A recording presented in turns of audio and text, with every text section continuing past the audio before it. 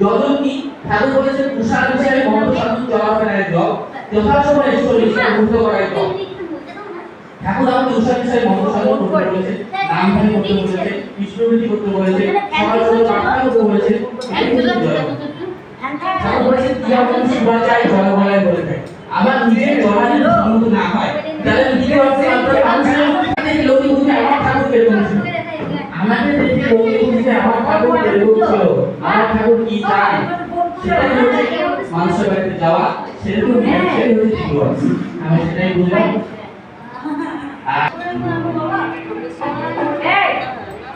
খুব সুন্দর করে আমাদের মাঝখানে এরপরে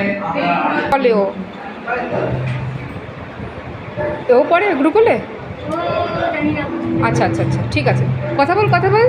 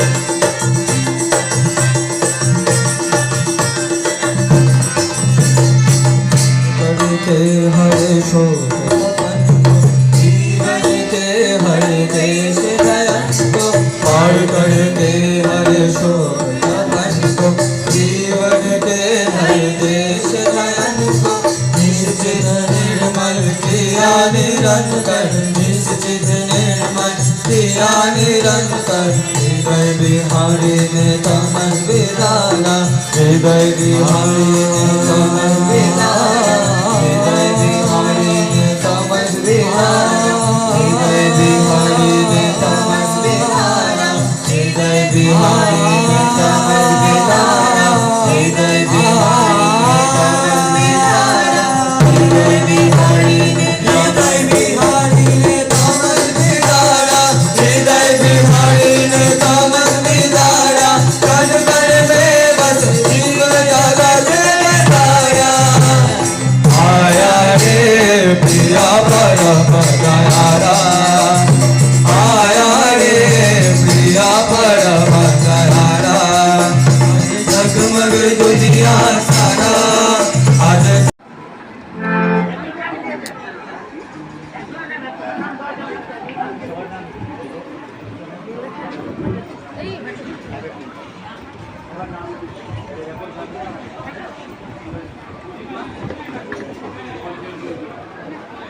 খুব সুন্দর একটি সঙ্গীত পরিবেশন হলো। এরপরে আমাদের মাঝখানে কীর্তন পরিবেশন করবে দীপেশ সরকার। জয় গুরু।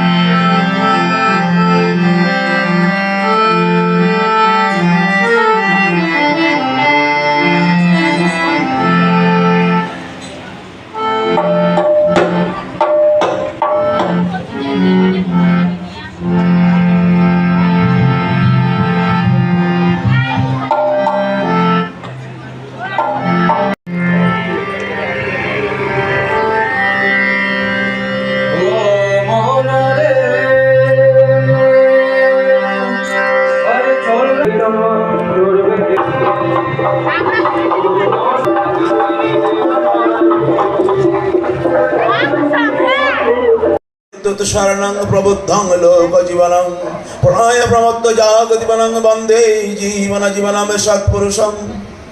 আমার প্রিয় পরম পরমদার পরম প্রেমময় শ্রী শ্রী ঠাকুর জগৎ জননী লক্ষ্মী স্বর্ণী পরমারাধ্যা শ্রী শ্রী বড়মা পরম পূজ্য পাদ শ্রী শ্রী বরদা এবং পরম পূজ্য আচার্য সেই জন্য জানাই আমার কোটি কোটি প্রণাম। তৎস আজকের এই পরম দয়ালের আজ সীতার পুণ্য 138তম আবির্ভাব দিবস জন্ম মহামহোৎসবে উপস্থিত পরম দলিত পাঞ্জাধারী ঋত্বিক দেবতাগণ, পাঞ্জাধারী কর্মীগণ, আমার ইষ্টবান দাদা মায়েদের সবাইকে যথাযোগ্য সম্মান আন্তরিক আনন্দিত জয়গুরু জানাই। আজকের এই সাধারণ সভায় অনেক বক্তারা সুন্দর কথা বললেন, ভালো ভালো কথা বললেন, সে আমাদের প্রাণে তো আমাদের সেই কথাগুলো নিয়ে যাওয়াই লাগবে। দুটো কথা তো আমিও বলতে চাই, বলি যে মন্তব্য হিসাবেই হোক, যে প্রিয় পরমকে তো আমার মায়ের কোলে চলে দর্শন করেছিলাম, আমার পরম সৌভাগ্য।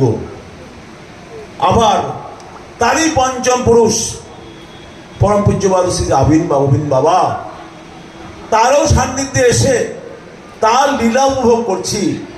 আমার চেয়ে ভাগ্যবান আমি মনে করি আর কেউ নয়। আরো ভাগ্যবান যে তিনি দয়া করে আমার জন্মভূমি, আমার কর্মভূমি, আমার ধর্মভূমি, আমার জন্ম শহর নগাঁও ছেড়ে এসেছিলাম চাকরি করতে 10 বছর আগে। 3 বছর আগে আমি অবসরপ্রাপ্ত হলাম, ভাবলাম বাড়ি চলে যাব, কিন্তু পরম দয়াল তারই আত্মযোগ পুরুষোত্তমের, তার যে আমাদের বর্তমান যিনি আমাদের আচার্যদেব পিতৃদেব, তার আশীর্বাদ, বর্তমান আচার্যদেব তিনি আমাকে বললেন যে অজয়দা, ঠাকুরের জমি এখানে দখল হয়ে যাচ্ছে, আপনি সেটা রক্ষা করেন আগে, তারপর বাড়ি যাবেন, বাড়ি গিয়ে তো পেনশনে আপনাদের চলে যাবেন। তিনি নির্দেশ করলেন, আমার তাই থাকা। আমি তো ভেবেছিলাম চলে যাব, আমার জন্মভূমি, আমার সেখানে একটা থাকার আস্তানা আছে, এবং সেখানে জেলা মন্দির তিনি দয়া করে করিয়ে নিয়েছিলেন, সেখানে কিন্তু আমি আজন্ম যুক্ত হয়েছিলাম। তিনি এখানে আমাকে কিন্তু বেঁধে দিলেন, তিনি নির্দিষ্ট করে দিলেন, বলে দিলেন সবাইকে চলার কথা। এবং পরবর্তী পর্যায়ে তিনিই কিন্তু আদেশ করলেন যে শ্রী শ্রী দাদা যে এখানে একটা দ্বিতল মন্দির করার কথা বললেন, এবং তার যে নকশা পরম পূজ্যপাদ শ্রী আচার্যদেব তিনি নিজের হাতে তিনি করে দিলেন। তাকে মাথায় নিয়ে কিন্তু আমরা এখানে থেকে এই যে আমরা দেখি ভক্তিনগর মন্দির কাজ শুরু হয়েছে, যখন তার আশীর্বাদ হয় মাটি ফুটে লোক আসে। এখানে অজয় ভূমিকা ব্যাপার না, সুনীল রায়ের ব্যাপার না। এই অজয় ভূমিকা সুনীল রায় না করলেও তার মন্দির তিনি যখন ইচ্ছা করেছেন হবেই। তবে হ্যাঁ, তার আশীর্বাদটাকে মাথায় নিয়ে চলা মানেই হলো তিনি আমাকে তার কাছে যুক্ত রেখে আমার আয়ুরেখাকে বাড়িয়ে দিচ্ছেন। আমি মনে করি যে তিনি আমাকে আমার জীবনটাকে ধন্য করছেন তাকে তার কাছে যুক্ত রেখে।